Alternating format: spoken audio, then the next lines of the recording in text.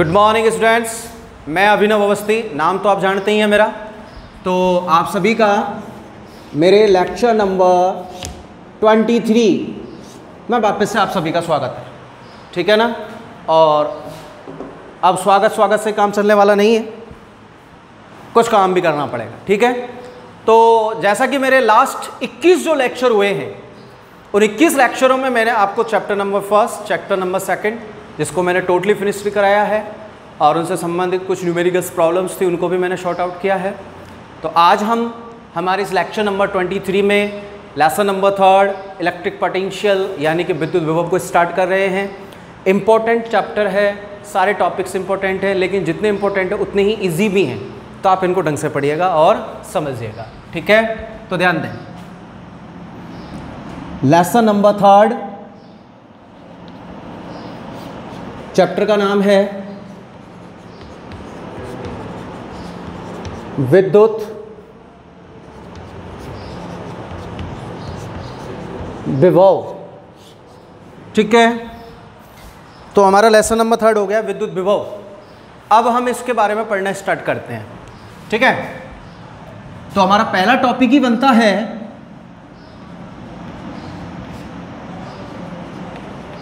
विद्युत विभव यानी कि इलेक्ट्रिक पोटेंशियल। क्लियर?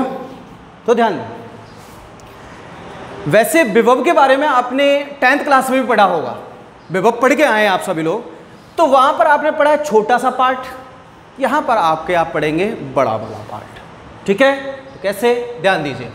सबसे पहले अगर आपसे कोई पूछे what is the definitions of the electric potential या विद्युत विभव किसे कहते हैं, तो आपकी क्या परिभाषा होगी। तो मैं बिल्कुल धीरे धीरे क्लियर शब्दों में आपको इसकी परिभाषा बोल रहा हूं, आप चाहे तो इसको नोट कर सकते हैं। तो देखिए, जब किसी परीक्षण आवेश को अनंत से, कहां से, अनंत से विद्युत क्षेत्र में स्थित किसी बिंदु तक लाने में जो कार्य किया जाता है, वही कार्य उस बिंदु पर विद्युत विभव के मान को क्या करता है, व्यक्त या प्रदर्शित करता है। अगेन रिपीट कर रहा हूं, ढंग से सुन लीजिए। किसी परीक्षण आवेश को अनंत से विद्युत क्षेत्र में स्थित किसी बिंदु तक लाने में किया गया कार्य उस बिंदु पर विद्युत विभव के मान को व्यक्त या प्रदर्शित करता है। क्लियर? तो जरा ध्यान दीजिए, अब इसको समझना कैसे है। देखो बेटा, विद्युत विभव के बारे में डिफरेंट टाइप के राइटर्स हुए हैं और डिफरेंट टाइप के राइटर्स ने अपनी अलग अलग कंडीशन शो की है, जबकि मतलब तो एक ही है, ठीक है। तो मैं इसको सरलतम टुकड़ों में समझाने की कोशिश कर रहा हूं, तो आप ध्यान देंगे और उम्मीद है अगर आप ध्यान देंगे तो आपके समझ में जरूर आएगा। प्रूफ,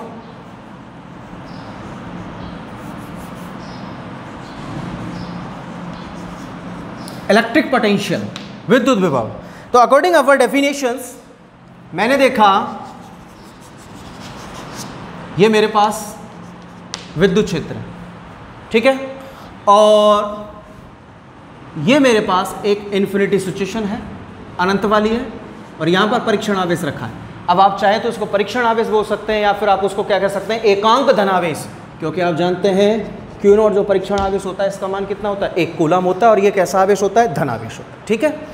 तो अकॉर्डिंग अवर डेफिनेशंस, हमारी परिभाषा के अनुसार हम देखते हैं कि जब किसी एकांक धनावेश या किसी परीक्षण आवेश को अनंत से विद्युत क्षेत्र में स्थित किसी बिंदु तक लाने में जो हम कार्य करेंगे, वही कार्य उस बिंदु पर विद्युत विभव के मान को क्या करेगा, व्यक्त या प्रदर्शित करेगा। तो बेटा ये इलेक्ट्रिक फील्ड है, ये विद्युत क्षेत्र हो गया। ऐसे विद्युत क्षेत्र के अकॉर्डिंग इस विद्युत क्षेत्र में मैंने देखा कि इस विद्युत क्षेत्र के अंदर एक कोई पॉइंट O है, जिस पर ये कोई एक धन आवेश Q रखा हुआ है, ठीक है बेटा।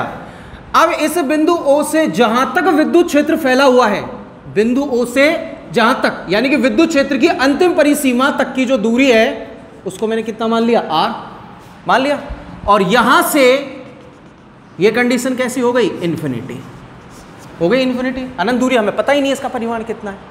तो हमारी परिभाषा क्या कहती है, हमारी परिभाषा कहती है कि किसी एकांक धनावेश को या किसी परीक्षण आवेश को अनंत से विद्युत क्षेत्र में स्थित किसी बिंदु O तक लाने में हम जो भी कार्य करेंगे, वही कार्य विद्युत विभव के मान को क्या करेगा, व्यक्त या प्रदर्शित करेगा। तो इस Q0 को यहाँ से उठाएंगे, इस पर बाह्य बल लगाएंगे और बाह्य बल लगाकर हम इसको विद्युत क्षेत्र में स्थित इस बिंदु O तक लाएंगे और लाने में जो हमारे पास कार्य होगा वही कितने के बराबर होगा बेटा, विद्युत विभव के बराबर। तो बच्चों सूत्र क्या बनेगा बेटा, सूत्र बनेगा विद्युत विभव बराबर में कार्य बटे में आवेश। बन गया। विद्युत विभव को हम किससे व्यक्त करते हैं, V से, कार्य को W से, और कौन से आवेश को लेकर आ रहे हैं, परीक्षण आवेश Q0 को। तो हमारे पास फंक्शन बन गया 20 में W/Q0। तो बेटा ये विद्युत विभव का सूत्र निकल कर आता है। आप चाहें तो आप इसको ऐसे भी शो कर सकते हैं कि यहाँ पर ये जो कुल कार्य है W बराबर में अनंत से तक लाने में कर रहा है ना, तो आप इसको लिख सकते हैं W बराबर में W इन्फिनिटी टू A, यानी कि अनंत से कहाँ तक लेकर आ रहे हैं, A तक। तो आप इसको ऐसे भी शो कर सकते हैं W infinity to A divide by Q0। Choice is yours, दोनों कंडीशंस आपके सामने। तो ये किसका फंक्शन निकल कर आ गया बेटा, विद्युत विभव का। ठीक है, इसके बाद अब हम कैलकुलेशन करते हैं इसकी यूनिट्स की, इसका मात्रक क्या निकल कर आता है, तो जरा ध्यान दीजिएगा। दे रहे साहब ध्यान देना तो हमारा कर्तव्य है। तो देखिए मात्रक सूत्र होता है बेटा B बराबर में W/Q। विद्युत विभव का सूत्र ये होगा W/Q। W क्या है, कार्य का मात्रक क्या हो गया, जूल। अरे बात समझ में। Q क्या है, आवेश का मात्रक हो जाएगा बेटा कूलाम। तो इसका फंक्शन के अकॉर्डिंग जो मात्रक निकल कर आ रहा है वो क्या निकल कर आ रहा है, जूल प्रति कूलाम। ये J है तो जूल को J से और कूलाम को C से व्यक्त करते हैं। क्लियर। याद कीजिए 11वीं क्लास में जब मैंने आपको मात्रकों के बारे में जानकारी दी तो मैंने आपको ऐसा बताया था कि इस भौतिक जगत में कुछ भौतिक राशियां ऐसी हैं जिनका कुछ यूनिवर्सल यूनिट्स भी होती हैं। जैसे कि बल का हम फॉर्मूले के अकॉर्डिंग निकालते हैं किलोग्राम इंटू मीटर पर सेकंड स्क्वायर, लेकिन उसकी ऐसा यूनिट्स होती है न्यूटन।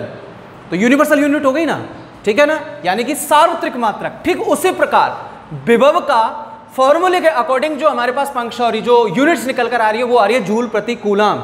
लेकिन विभव का सार्वत्रिक मात्रक भी होता है, विभव का सार्वत्रिक मात्रक, और बेटा वो सार्वत्रिक मात्रक होता है बोल्ट। क्या होता है बेटा, बोल्ट। ठीक है, तो मैं इसको लिख सकता हूं कैसे, मैं इसको लिख सकता हूं सर फॉर्मूला हो गया V में W/Q0। अकॉर्डिंग दिस फंक्शन जो यूनिट प्राप्त होगी वो होगी जूल प्रति कूलाम, जो कि कितने के बराबर होगी बेटा, बोल्ट के बराबर। अरे बात समझ में। ठीक है, तो ये चीज़ आपको ध्यान रखनी है, ये हो गए इसके मात्रक। इसके बाद हम कैलकुलेट करते हैं the dimensions of electric potential, विद्युत विभव की विमा कैसे निकालोगे, तो फंक्शन होता है B में W/Q0 and here W work done. Work done की जो डायमेंशन होती है वो होती है m1L2T-2 डिवाइड बाई चार्ज की डायमेंशन होती है A1T1। ठीक है भैया, तो अब आप इसको अपग्रेड कर सकते हैं। तो आप देखेंगे सर m1L2T-2, इसको तो मैंने छेड़ा ही नहीं है, इस दोनों को अगर हम ऊपर लेकर जाएंगे तो A-1T-1 ये बन गया। तो मेरे पास क्या निकल कर आएगी, देखो m का तो कोई दूसरा फंक्शन है ही नहीं, तो m1 तो m1 है, l का भी नहीं है तो l2। अब देखो t के -2 और -1 तो कितना हो जाएगा T-3, और कितना होगा बेटा A-1, the dimension of the electric potential. Clear. ठीक है भाई, उसके अलावा कुछ संख्यात्मक मान भी हैं जिनको आप याद रख सकते हैं, जैसे कि इलेक्ट्रॉन वोल्ट।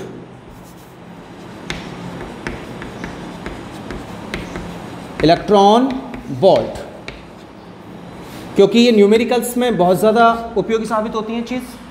इलेक्ट्रॉन वोल्ट जिसको हम किससे शो करते हैं, EV से। अब आपसे कोई पूछेगा एक इलेक्ट्रॉन वोल्ट बराबर क्या होता है, आ रही बात समझ में।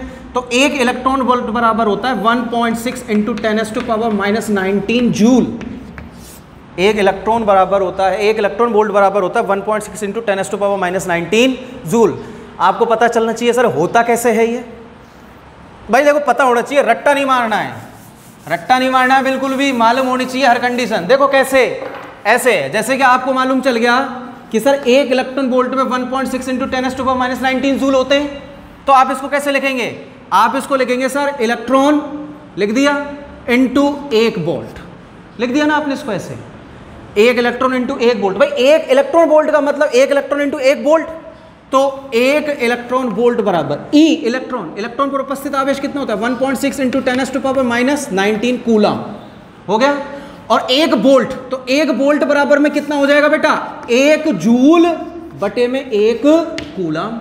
अब कूलम से क्या कैंसिल हो गया कूलम, तो 1 इलेक्ट्रॉन वोल्ट बराबर कितना निकल कर आ रहा है 1.6 इंटू 10⁻⁻19 कूलम। ठीक है, सॉरी जूल, आ गया ना, मालूम चल गया। अब जैसे कि आपको मैंने बताया था कि न्यूटन प्रति कूलम वोल्ट प्रति मीटर के बराबर होता है। भाई न्यूटन प्रति कूलम वोल्ट प्रति मीटर के बराबर होता है, तो अगर 1 न्यूटन बटे में 1 कूलम में कितने के बराबर हो जाएगा 1 वोल्ट प्रति मीटर के बराबर हो जाएगा। तो ये कुछ क्या है रिलेशंस यूनिट्स हैं जो न्यूमेरिकल्स में आपको कन्वर्ट करनी होती है और वहां पर आकर आप गड़बड़ी करते हैं, तो इसलिए इनके संबंधों को आप जरूर याद रखें, बहुत ज्यादा पाला पड़ने वाला है। क्लियर। तो ये था बेटा विद्युत विभव, जिसकी मैंने आपको परिभाषा बताई, परिभाषा से फंक्शन कैसे निकाला वो मैंने आपको समझाया, फंक्शन से हमने इसकी यूनिट्स कैलकुलेट की, यूनिट्स के बाद हमने इसकी डायमेंशन निकाली, और फिर मैंने आपको इलेक्ट्रॉन वोल्ट का संख्यात्मक मान भी बताया है। ठीक है, अब आगे चलते हैं।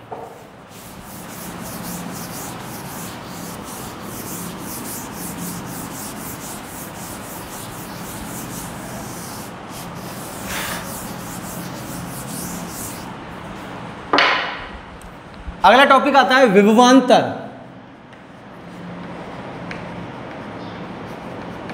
पोटेंशियल डिफरेंट, विभवांतर। ठीक है, ये भी आपने लोअर स्टैंडर्ड में पढ़कर आ रहे हैं।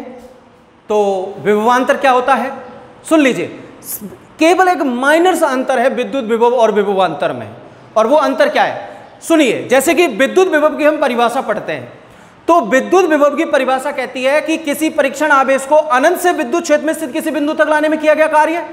जबकि विभवांतर में क्या होता है, वो जो आवेश होता है ना वो अनंत पर नहीं होता है, विद्युत क्षेत्र के अंदर ही स्थित होता है।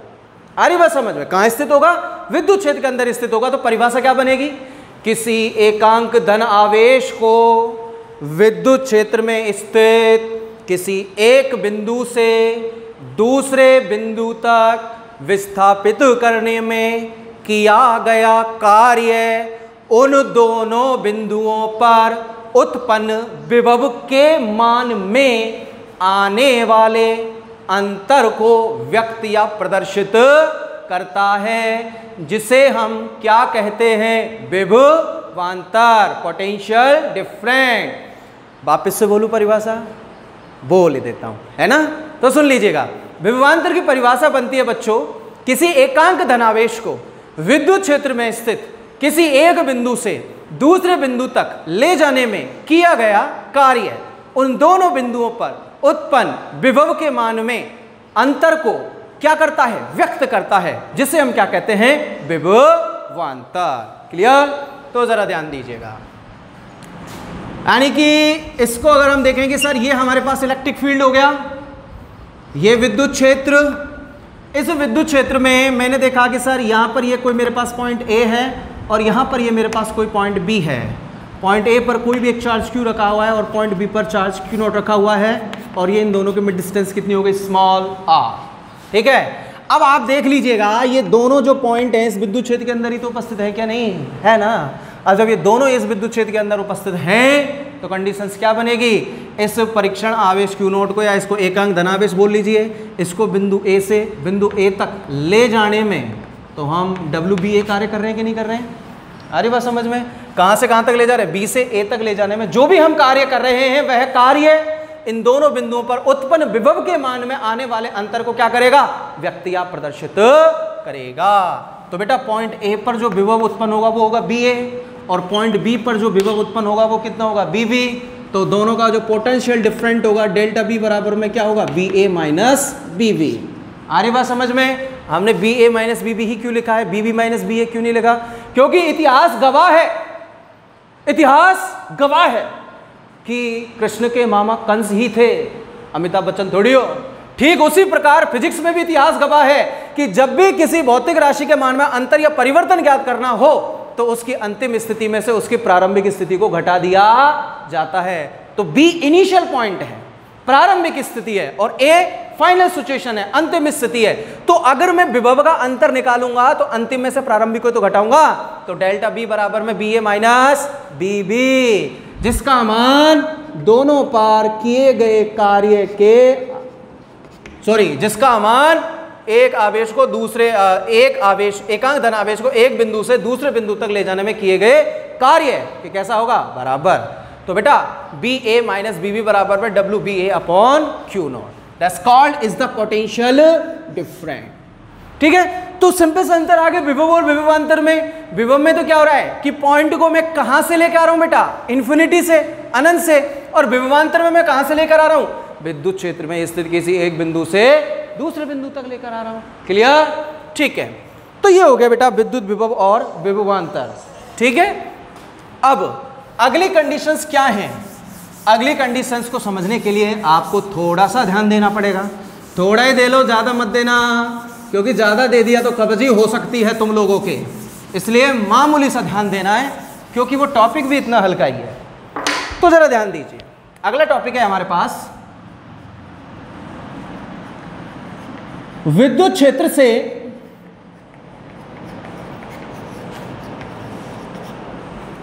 विद्युत विभव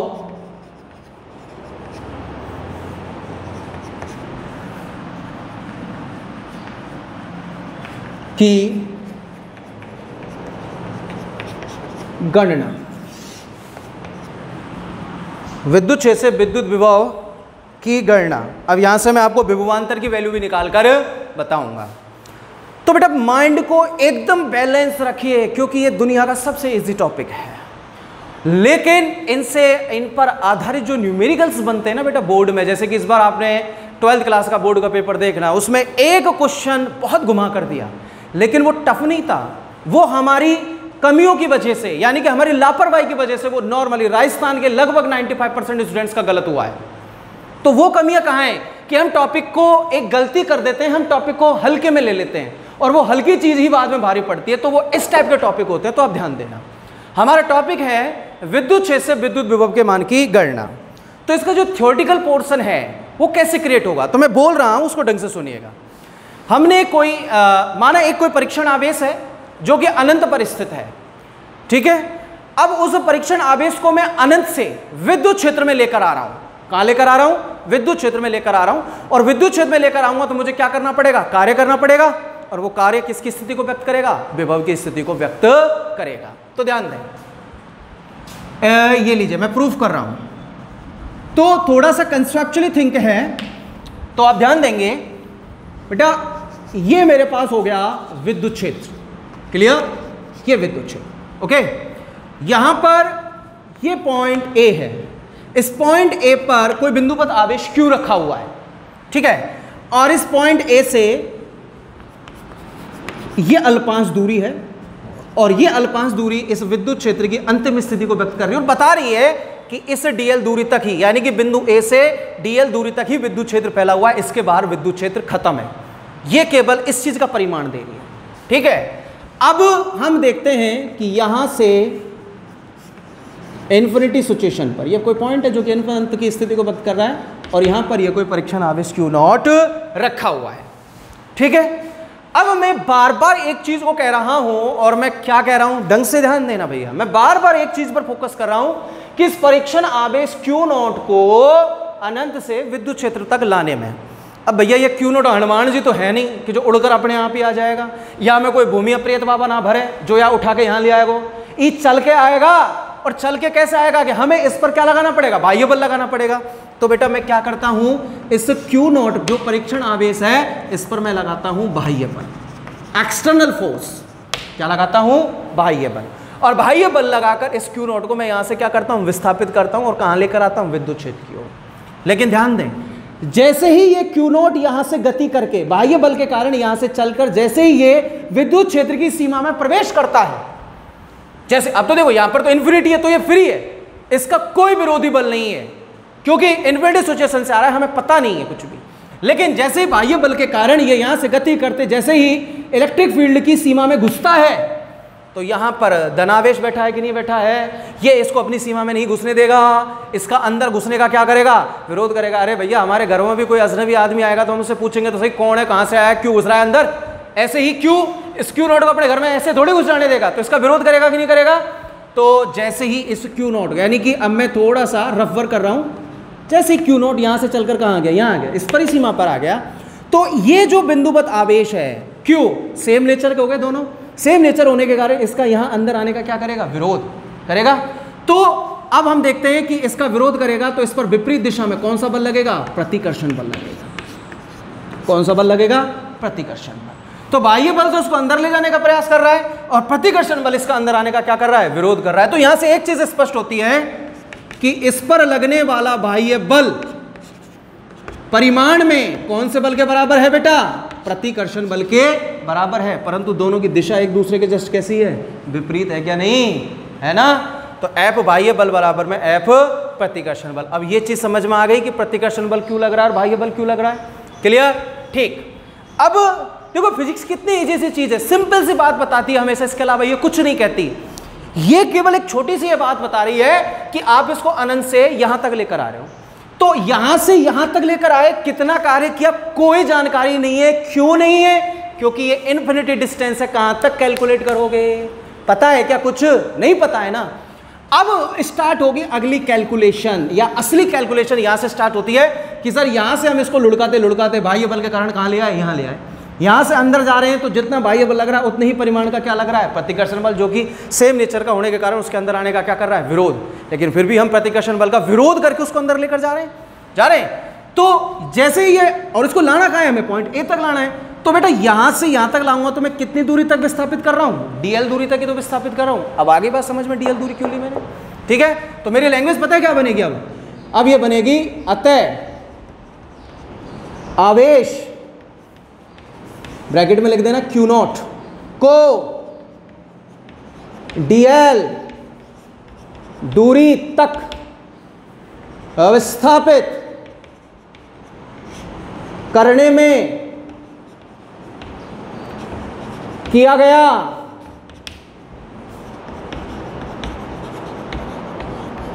कार्य, ठीक है, डीएल दूरी तक विस्थापित करने में किया गया कार्य। तो आप देखेंगे डी डब्ल्यू अल्प कार्य कर रहा हूं तो एफ बाह्य वेक्टर डॉट डीएल वेक्टर, ठीक है ना, अल्प कार्य हो गया दूरी के लिए। अब यहां तक लाएंगे तो कुल कार्य करना पड़ेगा, कुल कार्य करेंगे तो बेटा integration D W integration F vector बाह्य डॉट डीएल वेक्टर, ठीक है बेटा, हो गया। अब एक चीज आप देख लीजिएगा, इसको ऐसे लिख लो, इसका समाकलन लोगे तो डब्ल्यू बच जाएगा और इसको हम लिख सकते हैं एफ वेक्टर बाह्य डॉट डीएल वेक्टर, हो गया। अब आप देखिए बाह्य बल के विपरीत दिशा में प्रतिकर्षण बल लग रहा है, जो परिमाण में तो बराबर है परंतु दिशा में विपरीत है, तो डब्ल्यू बराबर इंटीग्रेशन एस की जगह पर मैं लिख दूंगा माइनस के एफ प्रतिकर्षण।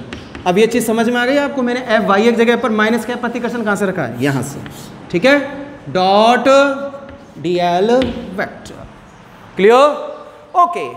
अब मैं क्या करने वाला हूं, मजे लेने वाला हूं, मजे लेने वाला हूं मैं, कैसे, एफ प्रतिकर्षण, ठीक है। ये बेटा कहां लग रहा है, विद्युत क्षेत्र की उपस्थिति में लग रहा है। याद कीजिए फर्स्ट चैप्टर को, मैंने आपको विद्युत क्षेत्र की उपस्थिति में बल का मान निकालना सिखाया, E equals to F upon Q not, निकलवाया है ना। अगर मैं यहाँ से विद्युत बल का मान निकालूंगा तो क्या आ जाएगा, क्यू नॉट ई आएगा कि नहीं आएगा। तो यहाँ पे मैं लिख सकता हूँ W इज इक्वल्स टू में इंटीग्रेशन, माइनस तो बाहर चल ही रहा है, q naught E vector dot D L vector, आ गया। माइनस क्यू नॉट को बाहर निकाल लीजिएगा, then W is equals to में माइनस क्यू नॉट आ गया, then integration E vector dot D L vector, ठीक है। अब बेटा थोड़ा सा एक चीज मैं आपको, मैंने जानबूझ के नहीं लिखी, अब मैं बता रहा हूं। वास्तविकता में कैलकुलेशन तो हमने इसकी की है क्योंकि हमें ज्ञात ही यही है, यहां तक को तो हमें पता ही नहीं है, लेकिन वास्तविकता में इसकी स्टार्टिंग हमने कहां से की थी, लाने की इन्फिनिटी से की थी ना, और कहां तक लेकर आ रहे हैं, ए तक।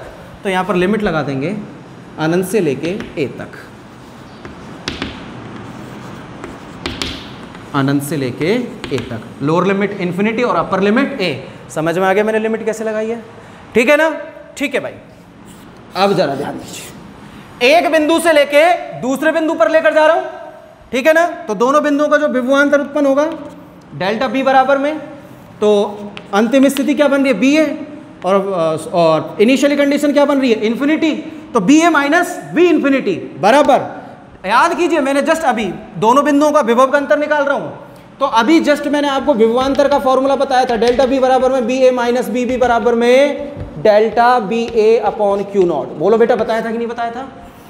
तो ऐसे इन दोनों बिंदुओं का अंतर निकाला, तो डेल्टा बी बराबर में B A minus B infinity बराबर टोटल वर्क डन ये आ रहा है, तो minus Q not integration infinity to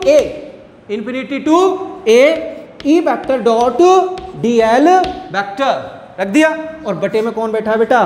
Q not. Q not से क्या कैंसिल हो जाएगा? Q not. तो आपके पास क्या वैल्यू आएगी? डेल्टा बी बराबर में V A minus V infinity बराबर minus integration infinity to A E vector dot D L vector. ये फंक्शन आ गया। लेकिन अब प्रॉपरली हमारा टॉपिक है विद्युत क्षेत्र से विद्युत विभव, और विद्युत विभव का फंक्शन निकला हुआ रखा है। कैसे निकला हुआ रखा है? देख लीजिएगा कैसे निकला हुआ रखा है। जैसे कि आपके पास ये जो मेजर फंक्शन आ रहा है ना, इस मेजर फंक्शन को एक बार उठा के लेके आइए।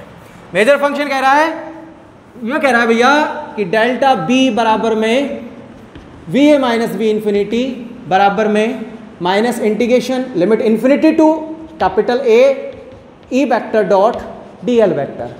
हमेशा याद रखना बेटा, फॉर इन्फिनिटी अनंत पर हमेशा विद्युत विभव हो या ऊर्जा हो, सबका मान कितना होता है? शून्य होता है। तो बेटा प्रॉपरली विभव का फंक्शन आ रहा है कि नहीं आ रहा है? बी ए बराबर में minus integration infinity to A E vector dot D L vector बन गया विद्युत विभव। अब प्रॉपरली मैं यहां से विभवांतर का फलन भी निकाल सकता हूं। कैसे? नोटिफिकेशन पॉइंट लिखने से पहले ध्यान देंगे और समझेंगे। नोटिफिकेशन पॉइंट, ये मान लीजिए इलेक्ट्रिक फील्ड हो गया। इलेक्ट्रिक फील्ड में फॉर एग्जांपल, ये इससे हटकर चीज बता रहा हूं आपको मैं, ये पॉइंट ए है, ये पॉइंट बी है, यहां पर आवेश Q है, यहां पर Q नॉट है, और ये मिड डिस्टेंस हो गई दोनों की कितनी? DL। यहां से यहां तक लाने में कार्य करूंगा कि नहीं करूंगा? तो सेम वही प्रोसेस होगा जो ये हो रहा है। तो आपके पास फंक्शन क्या बनेगा? डेल्टा बी बराबर में B A minus B B बराबर में माइनस इंटीग्रेशन लिमिट कहां से बन जाएगी? बी से लेके ए तक। यहां पर विभव था इसलिए लिमिट आपको क्या दिखाई दे रही थी? इन्फिनिटी। लेकिन अब तो मेरे पास दोनों पॉइंट कैसे हैं? फाइनिट हैं, क्योंकि विद्युत क्षेत्र के अंदर है, तो लिमिट क्या बन जाएगी? लोअर लिमिट बी और अपर लिमिट ए, क्योंकि बी से कहां लेकर जा रहा हूं? ए के पास जा रहा हूं। और same function E vector dot D L vector, that's called is the potential different and that's called is the electric potential. Clear? तो बेटा ये हो गया विद्युत क्षेत्र की उपस्थिति में विद्युत विभव और विभवांतर के मान की गणना। उम्मीद करता हूं कि इस टॉपिक को मैंने आपको बहुत बारीकी से समझाने की कोशिश की है, और यह चीज आपको अच्छे से समझ में भी आई होगी कि विद्युत विभव क्या होता है, विभवांतर क्या होता है, और दोनों की उपस्थिति में, या सॉरी विद्युत क्षेत्र की उपस्थिति में हम दोनों का मान कैसे ज्ञात करेंगे, जो कि मैंने आपके सामने लाकर रख दिया है। उम्मीद करता हूं कि आप इसको ढंग से पढ़ेंगे और आपके समझ में भी आएगा। ठीक है, इसके बाद जो नेक्स्ट चर्चा है, क्योंकि आज ज्यादा हो जाएगा, अगर मैं इसमें और थोड़ा सा ज्यादा लूंगा तो वो ज्यादा हो जाएगा। ठीक है, इसलिए बाकी के हम जो कैलकुलेशन है वो करेंगे नेक्स्ट टॉपिक में। Thank you.